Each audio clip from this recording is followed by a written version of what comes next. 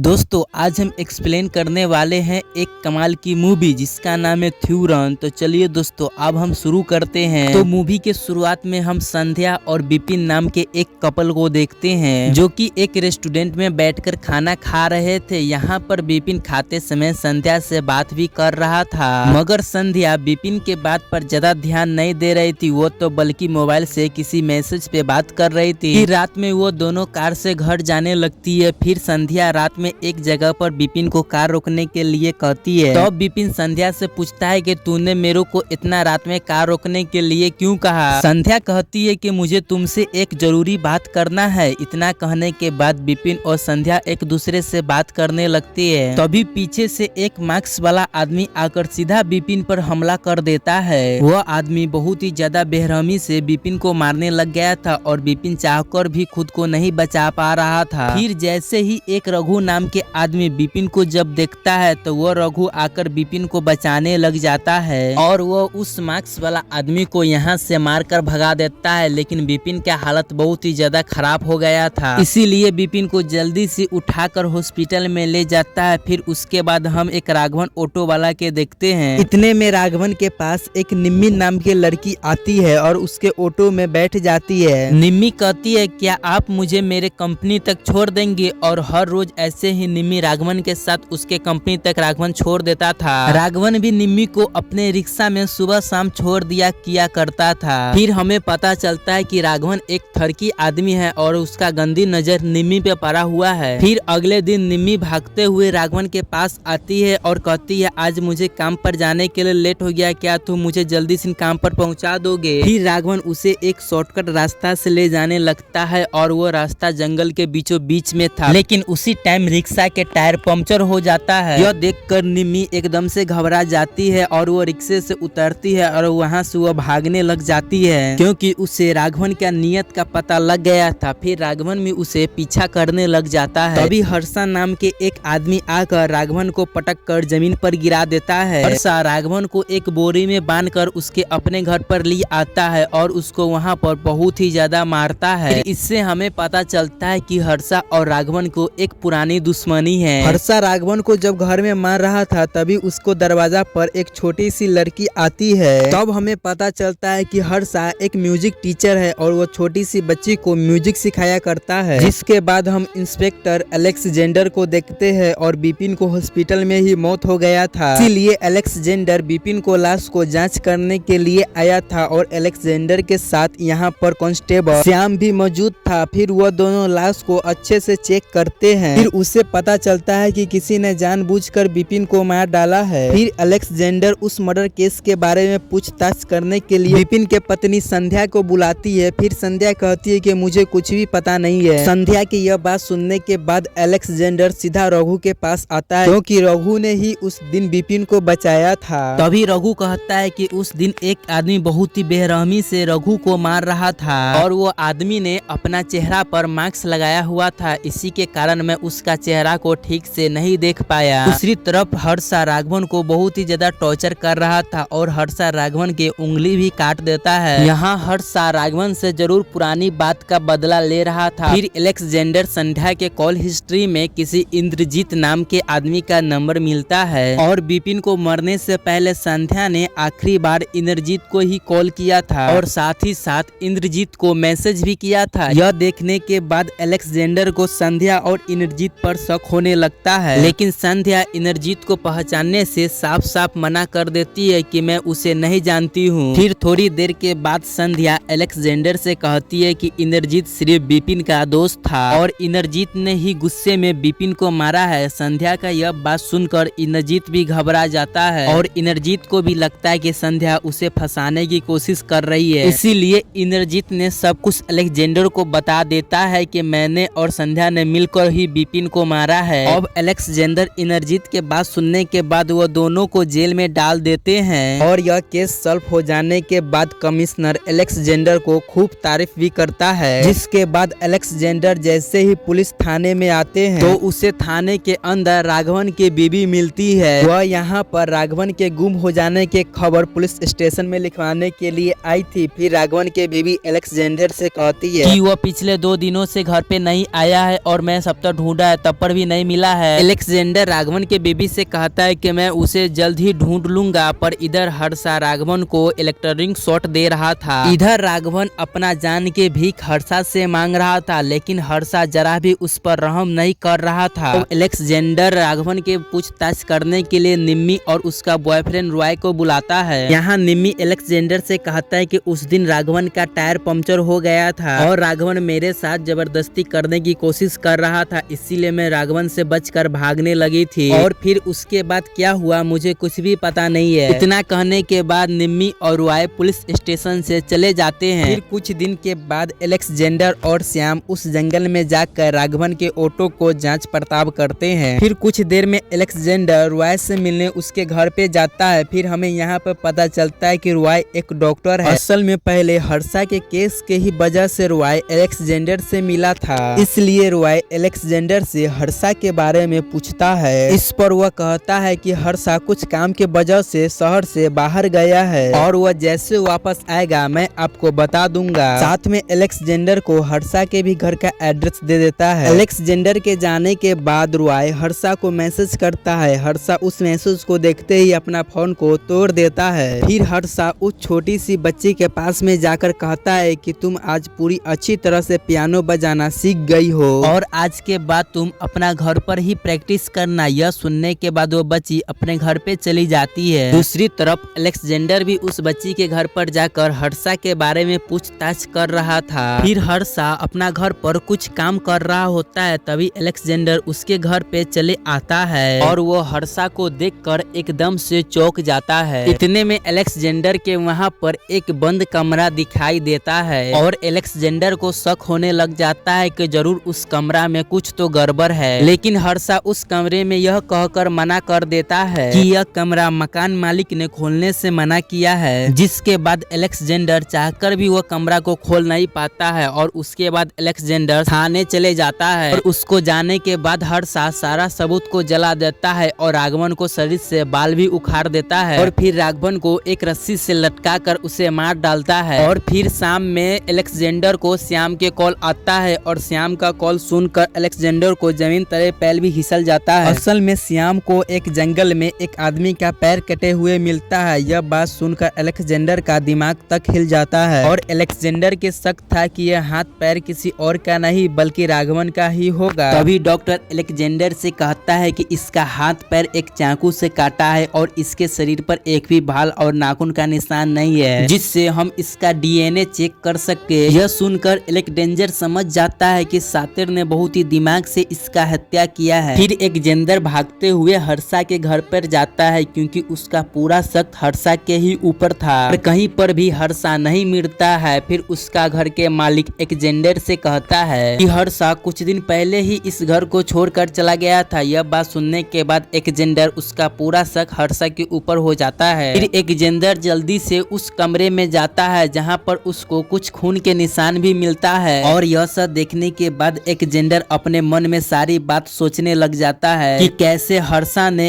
राघवन को मारा होगा। फिर थोड़ी देर के बाद अलेक्जेंडर थाने में बैठा हुआ होता है। तभी श्याम आकर अलेक्जेंडर से पूछता है कि सर आखिर राघवन को किसने मारा होगा। इस पर अलेक्जेंडर ने कहता है कि उसको हर्षा ने ही मारा होगा। फिर हम दूसरी तरफ हर्षा को देखते हैं जो कि टिकट लेकर दूसरी देश में जा रहा होता है क्योंकि उसका पूरा काम हो गया। जिसके बाद अलेक्जेंडर ने श्याम को पूरी कहानी बताने लग जाता है। फिर यहाँ से मूवी पास्ट में चले जाता है। फिर हर्षा के गर्लफ्रेंड माया को देखते हैं। माया अपना घर को छोड़कर हर्षा के दोस्त रॉय के पास चले आता है। असल में माया हर्षा से बहुत प्यार करती है, लेकिन माया के पापा माया के शादी दूसरे लड़का से कराना चाहते थे, इसीलिए माया गुस्से में अपना घर छोड़कर आ गई थी। फिर उसको बाद हम हर्षा को देखते हैं जो कि एक प्रोड्यूसर को अपना गाना सुनाने के लिए आया था और वह प्रोड्यूसर हर्षा से कहता है क्या तुम मुझे पुराने गाना का रिमिक्स बना कर दे सकते हो। और हर्षा पर पूरा अपना भरोसा था और वह सोच लिया था कि वह जिंदगी में कभी भी पुराने गाना का रिमिक्स नहीं बनाएगा, इसलिए हर्षा उस प्रोड्यूसर को मना करके चले जाता है। फिर हर्षा थोड़ी देर के बाद जब अपना घर पे आता है माया को देखकर हैरान हो जाता है। फिर माया सब कुछ बताती है। फिर हर्षा कहता है कि तुम चिंता मत करो, मैं तुम्हारे मॉम डैड से बात करूंगा। फिर हर्षा अगले दिन रेस्टोरेंट में उनके मॉम डैड से बात करने के लिए जाता है। वहाँ हर्षा माया के डैड से कहता है कि मैं आपका बेटी का जिंदगी भर ध्यान दूंगा, मुझे उससे शादी शादी करा दो। माया के लिए इतना प्यार देखकर वो उन दोनों को शादी कराने के लिए मान जाते हैं। फिर हर्षा काफी सारे प्रोड्यूसर के पास अपना गाना लेकर जाते हैं, लेकिन कोई भी प्रोड्यूसर उसका गाना नहीं लेता है। फिर हर्षा थक मान कर अपना घर पे लौट आता है। फिर रात में हर्षा अपने घर पर बैठा हुआ होता है, तभी उतने में माया के कॉल आता है, क्योंकि कहती है कि मेरा डैड मेरा शादी किसी और से करा रहे हैं, क्योंकि उस दिन हर्षा से उसका डैड झूठ बोले थे। फिर हर्षा को यह बात सुनकर काफी ज्यादा गुस्सा आता है। फिर हर्षा निम्मी रॉय के साथ माया के घर पे जाता है। फिर घर पहुंचते ही हर्षा गुस्से में उसके डैड से कहता है कि मैं माया को अपने साथ लेकर जा रहा हूँ